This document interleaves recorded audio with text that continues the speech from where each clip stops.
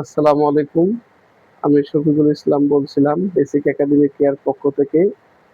আজকে আপনাদের আমি হিসাব বিজ্ঞান দ্বিতীয় পত্রের একটি নতুন অধ্যায় আলোচনা করব। সেই অধ্যায়ের নাম হচ্ছে অষ্টম অধ্যায় মজুত পণ্য হিসাব সংরক্ষণ। তো এই অধ্যায় আসলে মজুত পণ্যের হিসাব করা হয়। আর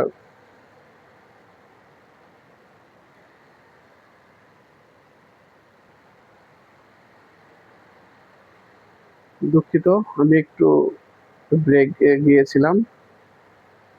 তো যাই হোক, আমি যেটা বোঝাতে চেয়েছিলাম যে আজকে হিসাব বিজ্ঞানের দ্বিতীয় পত্র অষ্টম অধ্যায় মজুত পণ্য হিসাব সংরক্ষণের আজকে প্রাথমিক আলোচনা করব আমরা, যেহেতু প্রথম ক্লাস।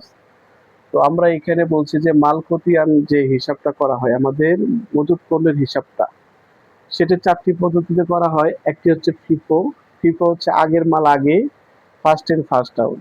যে মালটা আমাদের গুদামে আগে আসবে আমরা সেটা কি করব, আগে সেল করে দেব। দ্বিতীয় হচ্ছে যে লাস্ট লিফো, পরের মাল আগে, লাস্ট ইন ফার্স্ট আউট, মানে যেটা পরে আসবে সেটা আমরা আগে সেল করে দেব, লাস্ট ইন ফার্স্ট আউট।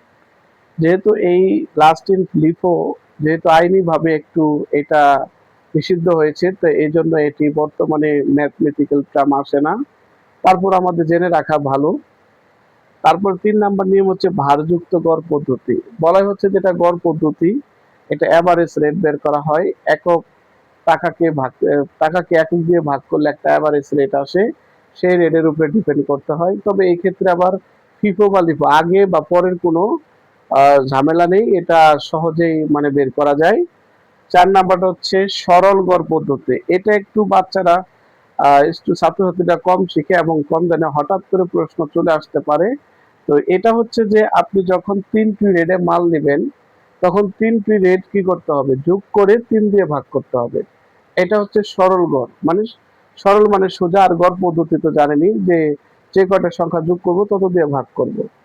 তো আমাদের আজকের কাজ হচ্ছে যে আমরা এই ছকটা বুঝবো, কিন্তু ছকের কিছু গুরুত্বপূর্ণ জিনিস জানবো, যেটা আমাদের অবশ্যই দিতে হবে। যেমন বাম পাশে আমাদের থাকবে মালের বিবরণ, কোড নাম্বার, বিন নাম্বার। এগুলো কিন্তু অবশ্যই দিতে হবে, কারণ বিন নাম্বারের ভিতরে বিন নাম্বারটা যদি আমরা আলাদা জানতে চাই, প্রতিটি মজুতকৃত মালের পরিমাণ, দর, ডেট এগুলো লেখা থাকে। এই বিন নাম্বারটা খুবই ইম্পর্টেন্ট। তো মাঝখানে যেটা থাকবে কোম্পানির নাম, মাল খতিয়ান, কোন পদ্ধতি করতেছি আমরা, কত সালের জন্য। আর ডান পাশে আমাদের থাকবে সর্বোচ্চ মাত্রা, সর্বনিম্ন মাত্রা, পূর্ণ ফরমায়েশ মাত্রা। এটা অবশ্যই দিতে হবে, নচেত কিন্তু মার্ক কাটা যাবে। এরপরে আমরা একটা কলাম করব, প্রথমে তারিখ বিবরণ দিব, তারপর বাকি যে যায় অংশটুকু থাকবে এটাকে আমরা 3 ভাগ করব। কয় ভাগ? 3 ভাগ। 3 ভাগের ভিতরে প্রথমে ক্রয়, অথবা এটার আরেকটা নাম আছে আগমন, বিক্রয়, আরেকটা নাম ইস্যু, আরেকটা হচ্ছে নির্গমন, আর লাস্টে যে থাকে জের বা উদ্বৃত্ত, এটা আমাদের মানে হিসাব। তো এর প্রত্যেকটা ঘরের ভিতরে আবার 3টি করে ঘর আছে। একক দর পরিমাণ, একক দর পরিমাণ, একক দর পরিমাণ।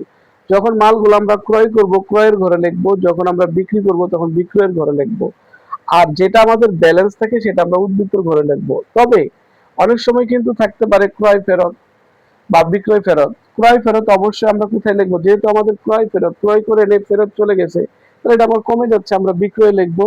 আর বিক্রয় ফেরত যেহেতু আমাদের মজুত পণ্য বেড়ে যাবে, এই জন্য আমরা এটা ক্রয় লিখবো। এটা কিন্তু বারবার খেয়াল করতে হবে। তো এইভাবে যদি আমরা কি করি, ছকটা মানে আর্ট করে এর উপরে লেখাগুলো যদি আমরা সঠিকভাবে রাখি, তো ইনশাল্লাহ আমাদের ভালো মার্কস আসবে, আর অঙ্কটা অনেক সহজ। তো আমরা চেষ্টা করবো যেন এই অধ্যায়ের অঙ্কটা যেন মিস না হয়। তো আমরা তাহলে ছকটা বুঝতে পেরেছি। আমরা নেক্সট ক্লাসে এটার ম্যাথমেটিক্যাল টার্মটা আপনাদের দেখাবো। তো এতে আপনাদের যদি এই ছকে বা কোনো কথাতে বা বুঝতে না পারেন, আপনারা আমাদেরকে কমেন্টসে জানাবেন। তো আমরা সেই কমেন্টসের উপরে আবার আপনাদেরকে নতুন ভিডিওর মাধ্যমে আমরা দেখানোর চেষ্টা করব। আর আমরা খুব শীঘ্রই অনলাইনে ক্লাস চলে আসব। তো আপনারা ইনশাল্লাহ অনলাইনে আমাদের সাথে কথা বলতে পারবেন, আমরা সেই তাৎক্ষণিক সমস্যাগুলো সমাধান করে দিতে পারবো। আর আমরা বিশেষ করে অনলাইনে ক্লাসের আগে আপনাদেরকে জানিয়ে দিব। তো আজকের ক্লাস এই পর্যন্ত রাখছি। তো আপনাদের কোনো সমস্যা হলে আমাদের কমেন্টস এর মাধ্যমে জানাবেন, আমরা পরবর্তীতে এটা সংশোধন করব। ধন্যবাদ, ভালো থাকবেন। আসসালামু আলাইকুম।